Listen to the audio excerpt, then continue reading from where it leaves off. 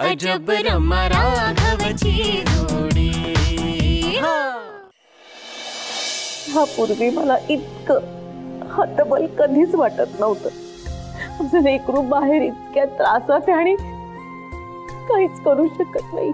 अगं आई, आपण काय करणार ग? आबा काही त्यांचा निर्णय बदलणार नाही। त्यात आपण बाहेरची थंडी कमी करू शकत नाही। आईची उपाशी पोटी जप करत बसली आणि आबांनी चिडून दुसरं टोक गाठलंय। ते मधल्या मध्ये आपला जीव चाललाय हो। आज राघव घरी आला तेव्हा किती आनंदात होता, किती खुश होता तो।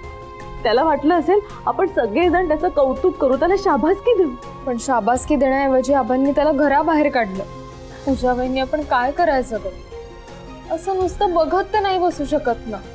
नाही माहित मला, खरंच नाही माहित कसा असेल ग दादा बाहेर?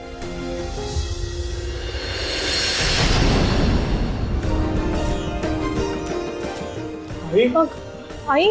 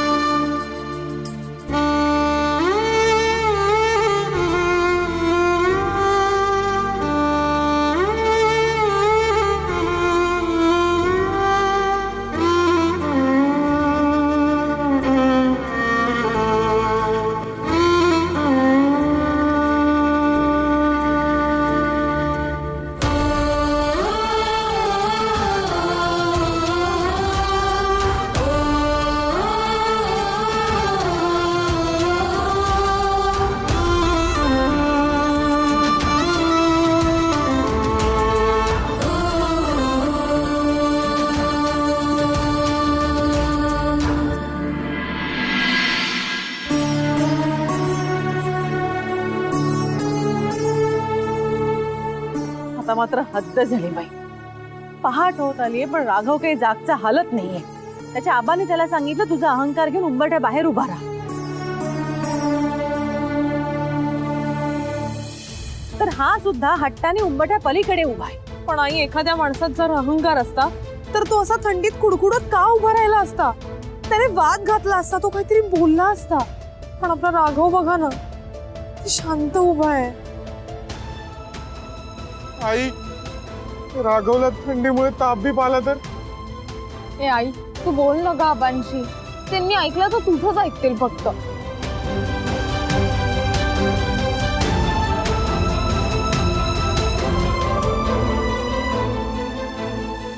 ऐकतील की नाही माहित नाही, पण मी विचारून पाहते। आलेच।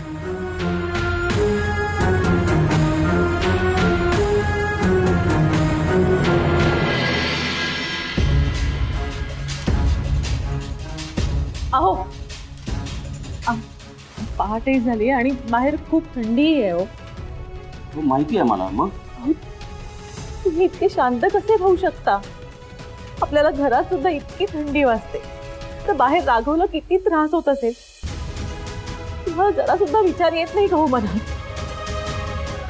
हे बघ, त्याचं व्हायचं ते होऊ दे। परिणामांचा विचार कर्म करण्याच्या आधी करायचा असतो, करून झाल्यानंतर नाही। पुरे झालं ना हो आता। जेवढी शिक्षा त्यांनी भोगायची तेवढी भोगलीये। उद्या त्याला काही झालं तर आपण काय करणार आहोत? आई, तू आबांकडे राघवची रदबदली करू नकोस। काही उपयोग नाही व्हायचा त्याचा। मी रदबदली करत नाहीये, मी विनंती करते। हे बघा, काहीही झालं तरी तो आपला मुलगा आहे, त्याच्याशी इतकं कठोर नका वागू। मी तुमच्या पुढे हात जोडते, त्याला घरात येण्याची परवानगी द्या। शालिनी, मला तो काय म्हणाला हे विसरलीस तू? नाही नाही विसरले. मला मान्य आहे, त्याची चूक झाली, पण अहो त्याकरता एवढी मोठी शिक्षा. प्रश्न शिक्षेचा नाहीये. या शिक्षेमुळे राघव सुधारतो की नाही हा आहे. राघवला त्याचा अहंकार नाहीसा करावाच लागेल आणि तरच या घरात त्याला प्रवेश करता येईल. या घरात गर्वाला स्थान नाही. राघवला त्याचा अहंकार बाहेर ठेवावा लागेल आणि मग त्यांनी खुशाल घरात यावं. बाप म्हणून मी त्याचं नक्कीच स्वागत करेन.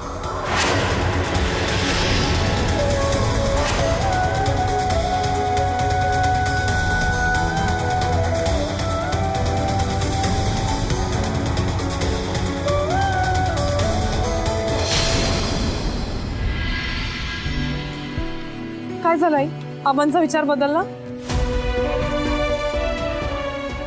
अगं आता काय करायचं आपण? ती बरं झालं असतं. आपण बाहेर जाऊ शकलो असतो, आपण राघवशी बोलू शकलो असतो, पण आपण काहीच करू शकत नाहीये. मग जाऊया ना, राघवला आत घेऊन येऊया. आपण आबांना काही वचन वगैरे दिलं नाहीये की बाहेर जाणार नाही होत म्हणून, किंवा त्यांनी सुद्धा आपल्याला शपथ घातलेली नाही. आपण यांचा मान राखत होतो, त्यांना राग येऊ नये ह्याची काळजी घेत होतो. पण आता बास झालं. आता माझा निर्णय बदललाय. म्हणजे काय ठरवलं तुम्ही आई? आपण सगळ्यांनी बाहेर जायचं आणि राघवला घेऊन आत यायचं. अगं पण आबा आणखीन चिडले तर? चिडले तर आपण सहन करायचं. तसंही आपण सगळेच बाहेर गेलो तर ते आपल्या सगळ्यांना शिक्षा करतील ना. ठीक आहे ना, आपण सहन करू. आपल्या राघवला घरी घेऊन येऊ. पण आई जे म्हणतात ते मला पटतंय. हो ना, राघव बिचारा कितीतरी तास थंडी वारा सगळं काही सहन करतोय. मग आपण का त्यांच्या रागाला घाबरायचं? काही नाही, काय व्हायचं ते होऊ दे. आपण जाऊया आणि राघवला आत घेऊन येऊया. हो, लवकर जाऊया. मला राघवची अशी अवस्था नाही बघवली जाते. चल चला, चल पटकन. राघव, राघव अरे किती थंड पडलास. बास झालं बाबा, आत चल बरं, चल बरं. माझी शिक्षा जोपर्यंत पूर्ण होत नाही तोपर्यंत मी नाही येणार. राघवर आता पहाट होत आली आहे आणि हे बघ, तू थंडीने किती कुडकुडतोयस. तुला बोलता सुद्धा येत नाहीये. तू एक काम कर, तू ही शाल घे. नाही. पहिली आई, आबांना माझ्यामध्ये अहंकार दिसला म्हणजे तो माझ्यात आला असणार. मला कदाचित दिसला नसेल, पण आता जोपर्यंत हा अहंकार माझ्यातनं जात नाही तोपर्यंत मी नाही घरात पाऊल ठेवणार.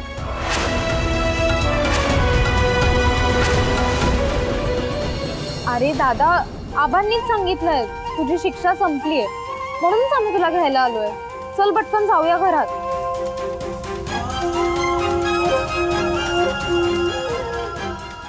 राघवा, आबांनी तुला माफ केलंय आणि लगेच आत बोलवलंय. चल बघू. नारायणा रे, तुमचं माझ्यावरचं प्रेम मला कळतंय रे.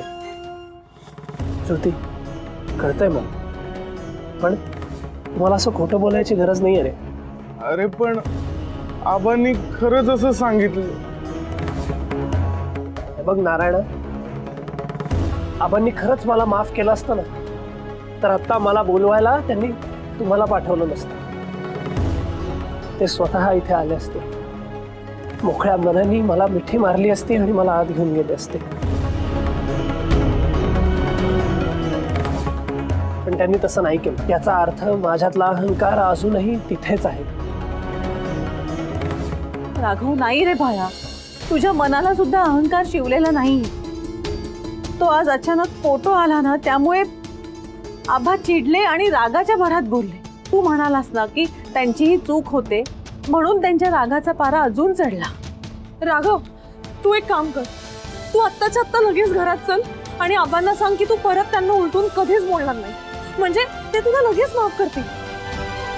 वहिनी, आई, अगं असं सांगितल्याने माझ्यातला अहंकार जाणार आहे का?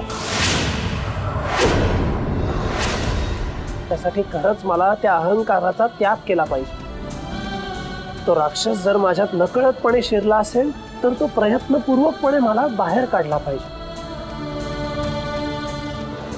कसं करशील तू हे दादा? करेन, आणि त्यासाठी जे काही कष्ट घ्यावे लागतील ते सगळे घेईन मी. आता नेमकं काय करणार आहेस तू राघव?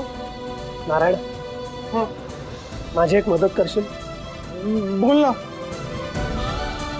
घरात माझं धोतर, उपरणं आणि पूजेची झोळी असेल ती घेऊन येतोस? हो, पण हे सगळं कशासाठी? नारायणा, माझी विनंती आहे तुला, माझी वस्त्र घेऊन ये. नाही, तू आधी आत चल. तू आत आल्यावर मी तुझं सगळं ऐकीन. नारायणा, तुला मी आत यायला हवंय ना, मग तुला माझं ऐकावं लागेल. आणतो. राघव, भाज पुरे झालं. तू इथे उभं राहून तुझी शिक्षा पुरेपूर भोगलीये. आता बास.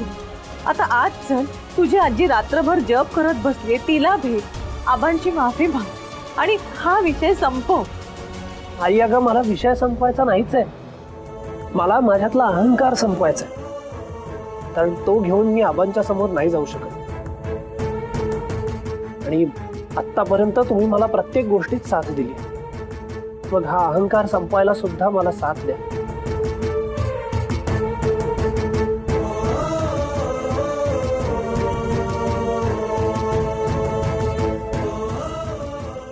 वस्त्र कशासाठी? अरे काय करणार आहेस ते तरी सांग. कळेल, योग्य वेळ येईल तेव्हा सगळं कळेल.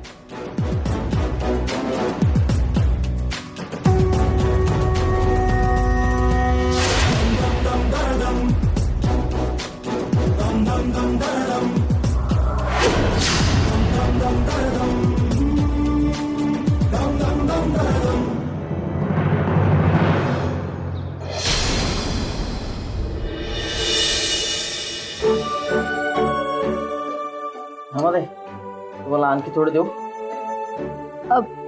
नाही नको, अभिला दे. हो, मला खूप भूक लागली.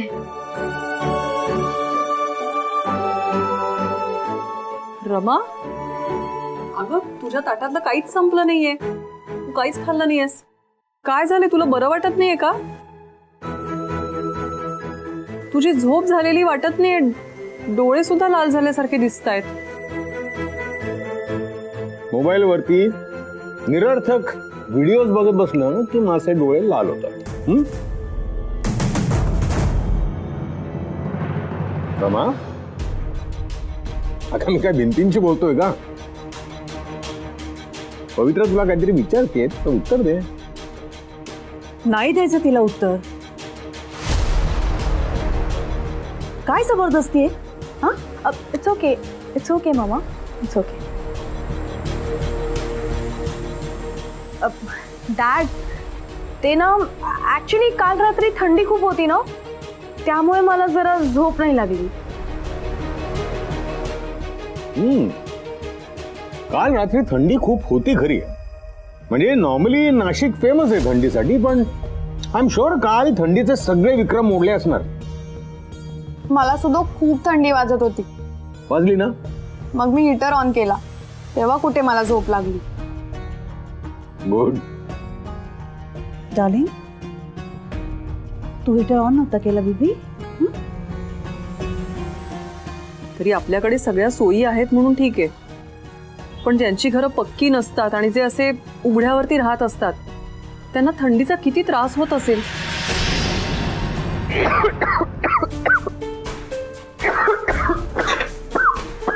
राजू, राजू, काय काय होतंय तुला? हा, पाणी पी. ओकेस तू? कालपासून घसा जरा खवखवतोय. अरे मग तू औषध घेतलंस का? हे बघ, असं इग्नोर करून नाही चालणार. बरं मला सांग, मीच एक काम करते, मी सुरेखाताईंना सांगून तुझ्यासाठी क्विल्ट पाठवते. अरे क्विल्ट म्हणजे मामा, क्विल्ट म्हणजे गोधडी. हा, गोधडी पाठवायला सांगते. ओके. आणि ऑल्सो ते आपल्याला बरं नसलं की सुरेखाताई आपल्याला काय देतात रे? ताई ताई काढा काढा. हा राईट, काढा. मी त्यांना सांगते तुला काढा बनवून द्यायला. ओके. बरं मला सांग, तू काही खाल्लंयस का, की आम्हाला वाढण्याच्या नादात स्वतः विसरून गेलायस? हा, नाही मी नंतर खाईन. व्हॉट रबेश. अरे तुला बरं नाहीये, तू नंतर काय खाशील? ते काय नाही, तू आत्ताच्या आत्ता खायला बसायचं, कळलं? तू ऐकणारच की नाही? मी जेवण गरम करू? नको रमाताई, मी खातो नंतर, तुम्ही खा आधी. नक्की? रमा, तुला एखाद्याबद्दल एवढी काळजी वाटू शकते? हॅलो, तुला आश्चर्य वाटण्याचं काहीच कारण नाहीये गिरीश. माझी मुलगी आहेच तशी लहानपणापासून. सगळ्यांची काळजी घेणार. आपल्या घरात जे काही घडलंय ना, त्यामुळे थोडा कळवटपणा आलाय तिच्या मनात. बट अदरवाईज माझी रमा म्हणजे ना अशी शहाण्यासारखी, आतून मऊ आणि गोड. आणि राजू दादा तर ताईचा फेवरेट आहे. फेवरेट आहेच तो, नेहमी तो माझी काळजी घेतो. आता त्याला बरं नाही म्हणून मी त्याची काळजी घेते. दॅट्स व्हेरी सिम्पल अभि. रमाताई तुम्ही रोज माझी काळजी घेता. साहेब, अभिषेक बाबाला जेवढा रमाताई जीव लावतात ना, तेवढा जीव मला पण लावतात. एक अजब रसायन आहेस तू रमा. म्हणजे वरवर तुझा फक्त राग दिसतो, पण तुझ्या मनामध्ये खूप ओलावा आहे, प्रेम आहे. आता बाळा, हेच प्रेम न त्या जगाला दिसू देत. तुला जर आपल्या रागावरती ताबा मिळवता आला ना, तर मग सगळ्या जगाला कळेल की माझी रमा म्हणजे 100 नंबरी सोनं आहे. ए डॅड, मला सोनं बिनं नाही व्हायचं. मी डिसेंट लोकांशी प्रेमानेच वागते. हा, जर का कोणी मला त्रास देणार असेल ना, तर मग मी त्याला सोडत नाही. मला माझ्या पर्सनल स्पेस मध्ये कोणी इंटरफेअर केलेलं आवडत नाही. रमाताई, आम्ही कोणीही तुझ्या पर्सनल स्पेस मध्ये नाही येणार. डोंट वरी. मी तुला विचारलंच नाही.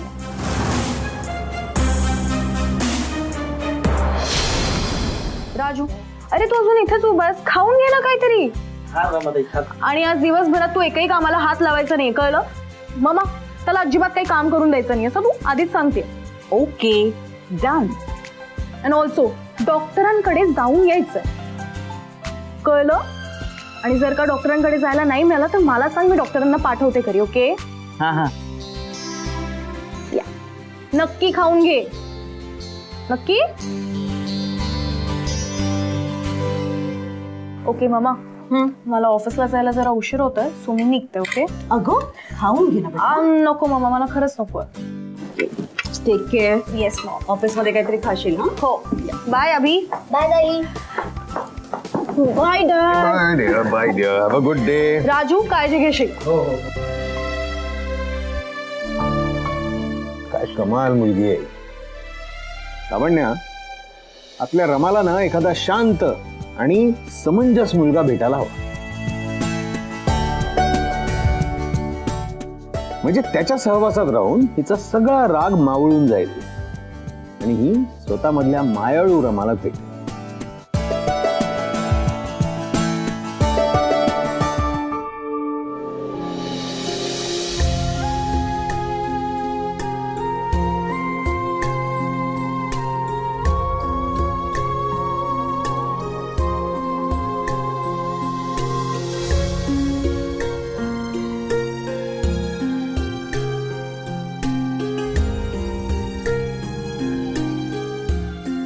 शालिनी, मंदिरात जाऊन येतोय, माझी पिशवी घे. शालिनी, माझी पिशवी घे.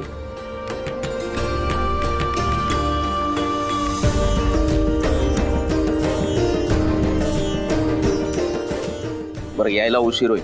त्या पटवर्धनाने नातवासाठी मंदिरात अभिषेक ठेवलाय. चल चल, पूजा, श्रुती, येतो मी.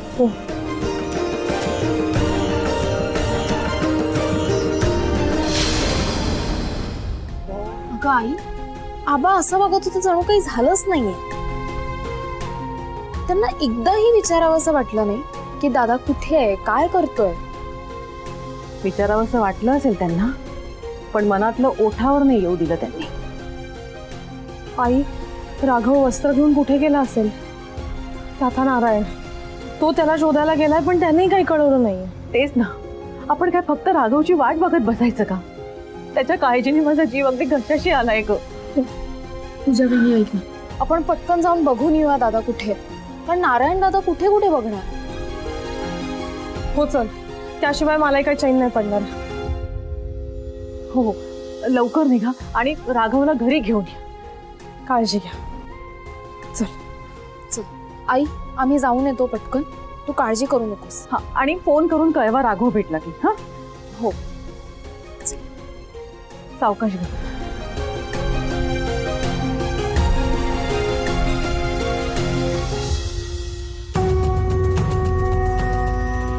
ओम भवती भिक्षां देहि.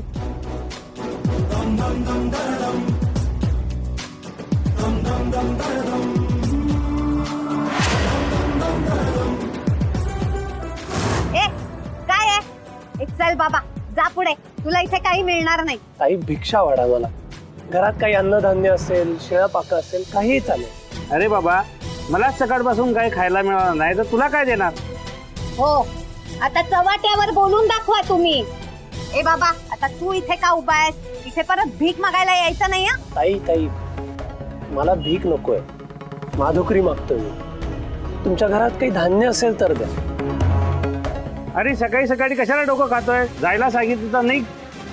ए, इतका घोड्यासारखा वाढलायस तू. जा ना, जाऊन कुठेतरी मेहनत कर. जा, जाऊन घाम गाळ. माझ्या दरवाजा पुढे परत उभं राहायचं नाही हा. ओ तुम्ही चला, चला.